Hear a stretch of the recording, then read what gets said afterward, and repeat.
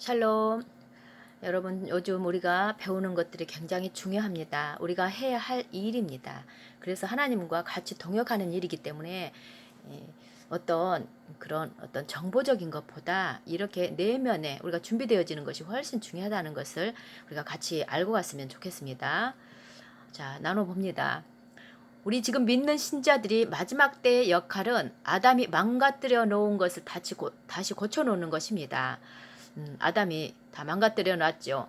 아담이 실패하지 않았다면 랍비들은 말하기를 토라가 있을 필요도 없었을 거라고 말합니다. 왜냐하면 따로 가르칠 필요가 없었겠죠. 우리가 만약 금송아지 우상을 만들지 않았다면 선지자가 필요도 없을 것이고, 벽이 무너졌지 않았다면 하나님과의 관계가 올바르게 되었다면 교정할 필요도 없었던 것이죠. 이스라엘 백성들이 시내산에서 토라를 받을 때 금송아지 우상을 만들므로 거절한 것이 되었습니다. 그러나 메시아께서 교정하는 일을 하시기 위해서 오셔서 그분이 기초석을 놓은 것입니다. 지금 전 세계를 보시면 교정되는 것과는 거리가 먼 것으로 보이고, 또 메시아의 몸이라고 하는 교회의 모습을 보면 교정과는 거리가 멉니다. 교정이 여러분을 위해서 통해서 오게 될 것입니다. 여러분들 때문에. 그릇이 뭔 줄 아십니까? 이 그릇보다 더 큰 그릇이 있는데요. 이 그릇을 채울 것인데, 가장 최고의 그릇인데요. 그것은 바로 여러분입니다. 여러분이 가장 위대한 그릇입니다. 왜냐하면 여러분 안에 메시아께서 계시기 때문에 그분이 바로 집과 궁극적인 그릇입니다. 깨어진 그릇을 어떻게 고칠 수 있는지 보시기 바랍니다. 그릇은 무엇을 의미합니까? 창세기 42장에서 보면 깨어진다는 용어가 처음 나옵니다. 가장 위대한 예언의 책은 사실 토라입니다. 가장 위대한 선지자는 모세이고, 성경에 모세와 같은 자가 없었다라고 말하고 있지요. 그런데 이 토라를 사람들이 율법책이라고 말하거든 잘못됐다고 말하십시오. 토라는 예언책입니다. 그래서 42장에 흥미로운 대목이 있는데 관심을 가지고 좀 봅니다. 야곱이 양식을 얻으려고 애굽의 아들들을 보낼 때에 이렇게 말합니다. 애굽에 양식이 있는 것을 보았다. 서로 쳐다만 보고 있느냐? 지금 애굽에 가지 않았는데 보았다라고 하지요. 눈으로 봤다고. 형제들이 하고 있는 것이 지금 무엇인가를 랍비들은 여러분에게 말하고 있습니다. 이것은 예언적인 그림입니다. 이 이야기에서는 요셉과 그의 형제들의 화해에 대한 이야기인데, 이것은 사실 하나님과 자기 백성과의 화해에 대한 이야기라는 것을 랍비들은 지금 말하고 있는 것입니다. 요셉과 그의 형제들의 화해의 이야기는 이집트라는 곳에서 있게 되었습니다. 실상 그들이 고치려고 이집트로 간 것이 된 것이죠. 형제들이 말입니다. 그래서 여러분이 하셔야 할 일은, 여러분들이 그 형제와 같은 입장에 있다고 배웠죠. 이방인으로서 영적 이집트로 가는 것입니다. 영적 이집트. 저는 이스라엘 시민권자입니다. 그런데도 불구하고 말레이시아, 인도네시아도 갔습니다. 우리가 직접 뭔가 해야 된다는 것을 말씀하시기 위함입니다. 이런 지역은 유대인이 가면 위험한 지역입니다. 지금 하나님의 능력이 강력하게 역사하고 있는 이유는 왜인 줄 아십니까? 지금 불꽃들이 영혼들이 전 세계에 감추어 있다는 것입니다.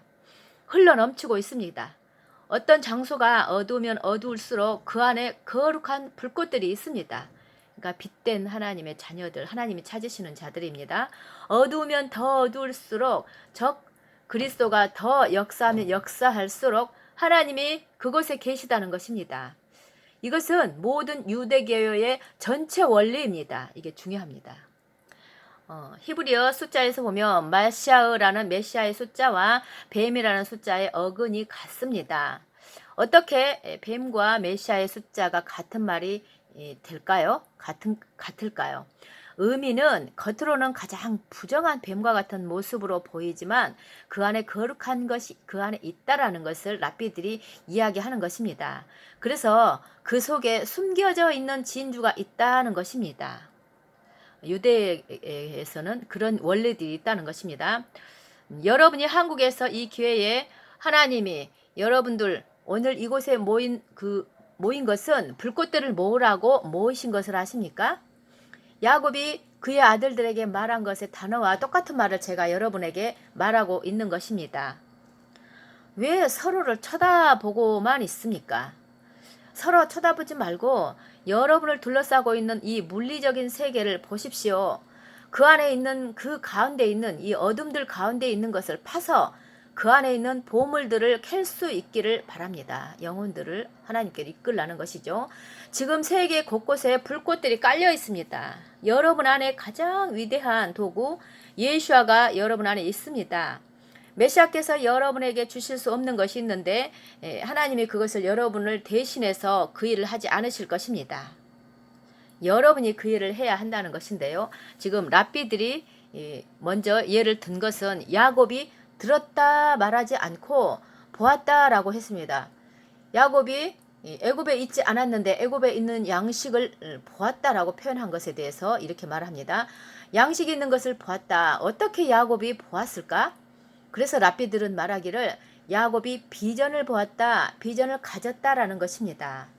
여러분도 또한 비전을 가지고 계십니까? 메시아닉 커뮤니티가 일어나고 있는 것을 보고 계십니까? 여러분들 요즘에 정말 세계적으로 일어난 걸 아시죠? 바람이 불고 있습니다. 여러분에게 저는 토라를 가르쳐 주려고 온 것이 아니라 이 비전을 갖게 하기를 원합니다. 모세가 이 비전을 가지고 있었습니다. 어떻게 알까요? 신명기 32장. 그가 그 땅을 봅니다. 미리 봅니다. 그런데 레바논을 이야기합니다. 왜 레바논을 언급합니까? 말이 안 되는 것이죠. 지금 레바논에 대해서 그는 말하는 게 아닙니다. 그것은 하야타라는 히브리 뜻에서 나오는데 그는 미래의 성전이 세워질 것을 보고 있는 것입니다. 모세도 미리 내다봤다고 했었죠. 그리스도의 고난을 보셨다고 하셨죠. 그래서 그는 그 영안에서 야곱이 보았던 것처럼 장차 올 것을 보고 있는 것입니다. 성경에 비전이 없으면 백성이 망한다라고 합니다. 여러분이 비전을 가지고 계십니까? 여러분이 그 비전을 갖도록 기도할 것입니다. 여러분이 몇 명이나 메시아닉이라고 생각하고 있습니까? 제 생각에 메시아닉과 크리스찬의 생각의 차이점은 둘 다 성경 공부를 합니다. 그런데 때때로 느끼는 것은 몇몇 크리스찬 형제들이 이해하지 못하는 것은 미래의 메시아닉 유대인들이 킹덤에 자기들과 함께 할 것이라는 것을 또 그들이 주역이라는 것을 알지 못한다는 것입니다. 메시아닉 주라든지 유대이즘 이런 것에 또 하나님의 그 원리 초대교회 말씀 같은 것을 배우다 보면 이런 부분들이 명확해지면서 위치적인 그런 우리가 알고 있었던 것도 변경을 조금 하면서 하나님 나라를 참여하게 됩니다. 여러분이 세상에게 이 메시지를 주어야만 합니다. 우리는 이방인으로서 역할이 있다는 것이죠. 하나님만 기다리고 있으면 안 됩니다. 하나님이 우리를 기다리고 계십니다. 한 가지 메시지를 여러분들이 붙드시기 바랍니다. 창세기 42장인데요. 위에서 말한 그 야곱이 애굽으로 내려가라 라고 말합니다. 여러분에게 애굽은 길 건너 교회일 수도 있고요. 또 여러분이 가야 될 수도 있습니다. 자, 거기에서 무슨 일이 일어났는지 봅니다. 요셉이 그 형제들이 양식 얻으러 온 것을 보았습니다. 10명의 형제들을. 그런데 다음 구절에 이상한 것이 있습니다. 거기에 베냐민이 함께 가지 않았다고 하는데 왜 토라가 베냐민을 같이 가지 않은 것을 꼭 집어서 말을 할까요? 여기에 10명의 형제들은 사실 우리 이방 사람을 의미하기도 합니다. 그런데 그들이 요셉에게 내려갔을 때 요셉은 그 땅에 주가 되어 있었지요. 총리가. 그런데 요셉이 메시아를 나타내는 요셉이 그 형제들에게 엄하게 말합니다. 그리고 그 형제들은 그 주가 되어 있는 요셉에게 은총을 받지 못했는데 여기서 우리에게 질문을 하는 것은 그 형제들은 이방인을 뜻한다고 말했죠. 요셉은 메시아를 뜻하죠. 그런데 여기에서 우리가 보는 방식이 좀 달리 보여야 되는데 물론 요셉이 메시아를 나타낸다는 것을 우리가 알고 있고 그는 그의 형제들을 그 자리에서 인정하지 않았는데 왜 그랬을까요? 여기서 말하고자 하는 것은 그들이 베냐민을 데리고 올 때까지 그랬다는 것입니다. 그래서 베냐민이 왔을 때 화해하고 베냐민을 붙들고 울었죠. 요셉이.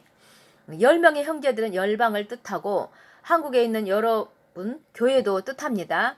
10명의 형제들 나타내는 것은 여러분이라는 것인데 우리라는 것인데 예언적인 의미입니다. 베냐민은 메시아닉 유대인을 나타냅니다. 그렇다면 열방이 메시아닉 유대인들과 연합하게 될 때에 교정되고 회복되는 일들이 완전케 되어진다는 것입니다. 대로가 만들어집니다. 그래서 유대인 메시아닉 유대인인 베냐민을 통해서 유대인과 우리 이방인이 함께 일하게 될 때 온 이스라엘이 구원을 받게 된다는 것입니다. 그 그림이 지금 형제들과 요셉, 야곱의 사건을 통해서 우리에게 말씀해 주십니다. 그 그림입니다. 여러분이 저에게 메시지를 전해달라고 초청했는데 이것은 큰 발걸음이고 교정 회복에 있어 큰 발걸음입니다. 여러분에게 도전을 하겠습니다. 그러나 누군가 나는 이집트로 내려가겠다. 깨어진 그릇들을 내가 고쳐야 한다라고 말하는 사람들이 있어야 합니다. 애굽으로 내려가서 그렇게 할 사람이 필요합니다. 그것이 바로 열방으로부터 시작되어야 할 것이며 여러분으로부터 시작을 해야 된다는 것입니다. 이미 아셨겠지만 이것은 지금 이방 형제들이 메시아닉 주인 유대인 메시아닉인 베냐민 그러니까 유대인들을 같이 동행하면서 메시아이신 하나님께 예수님께 나아가는 그 발걸음이 되었을 때 모두 회복되고 이스라엘도 회복된다는 말씀이죠. 오늘 질문을 한다면 여러분은 하나님께서 창조하셨고 또 궁극적인 그릇으로 창조하셨고 이 그릇은 그 안에 들어있는 것으로 인해서 국한되지 않고 더 나아가야 되는데 여러분이 이제 어떻게 하시겠습니까? 그 그릇을 가지고 한 공동체 그릇으로서 어떻게 하시겠습니까? 한 교회로서 나는 성령으로 충만해 하나님으로 충만해 그것만 가지고 있겠습니까? 아니면 성령이 없는 곳으로 가시겠습니까? 혼자 가시지 마시길 바랍니다. 이것은 베냐민과 같은 그 역할을 한 메시아닉 유대인 없이 그러니까 유대인과 동행하는 그런 길을 걷지 말라는 것입니다. 예수 앞에 나아갈 때에 이들과 같이 나아가는 그 발걸음이 돼야 하나님께서 메시아께서 우리를 환영한다는 말씀인데 이것은 경고라는 것입니다. 그런데 메시아닉 운동 안에도 반유대적인 것들이 생겨나고 있습니다. 우리 교회들도 보면은 얼마나 거룩한 교회가 또 가짜 아들에게 생겨나는 걸 볼 때에 메시아닉 운동 안에도 이렇게 있다는 것을 반유대주의적인 것이 오히려 있다는 것을 참 기가 막히죠. 그래서 이것들이 제 마음을 슬프게 합니다. 여러분이 베냐민을 데리고 가십시오. 그러니까 믿는 유대인들과 같이 나아가는 또 믿지 않은 유대인들도 또 믿게 하는 그런 역할을 우리가 감당하라는 것이고 오늘 고치겠다라고 결단하시기 바랍니다. 그러면 아담보다 더 위대하게 될 것입니다. 다윗보다도 더 위대하게 될 것입니다. 우리가 먼저에서 우리 창조의 목적 본질에서 배웠죠. 우리가 기름 부음 받은 자 마샤흐라고 우리 모든 사람들이 믿는 사람들이 모든 인류를 그렇게 부르셨다고. 그래서 지금 그 말씀에 주어서 볼 때에 우리는 더 위대한 마시아가 될 수 있다라고 기름 부음 받은 자로서 이 모든 것들을 교정할 수 있는 그 부르심을 받은 자들이 우리다 이렇게 말씀해 주시는 것입니다. 1, 2, 4탄을 보면서 우리가 많이 바로 잡혔다고 생각을 합니다. 우리 그렇게 또 준비되어지기를 바랍니다. 샬롬.